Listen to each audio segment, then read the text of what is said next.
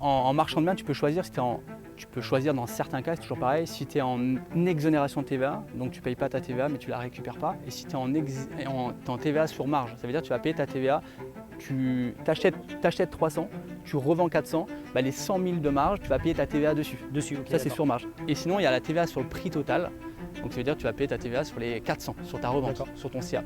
Ça c'est dans certains cas si tu es considéré comme une revente dans le neuf. D'accord. Okay. Et donc ça, c'est un gros sujet qu'il faut prendre en compte bien avant, parce que tu peux avoir des mauvaises surprises.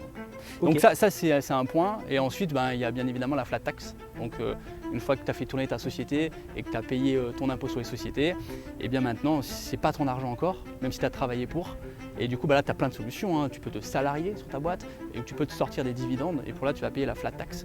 Donc, ça fait beaucoup de fiscalité quand même. Ça fait beaucoup de fiscalité. Ouais. Non, mais parce qu'il y en a beaucoup, je ne sais pas ce que tu en penses, mais j'en vois beaucoup moi sur les réseaux sociaux qui font des calculs assez simples en disant j'ai acheté 1 million, je vends 1,5 million, et on a l'impression en fin de compte dans leurs propos qu'ils ont récupéré 500 000, mais en fait tu ne récupères pas les 500 000.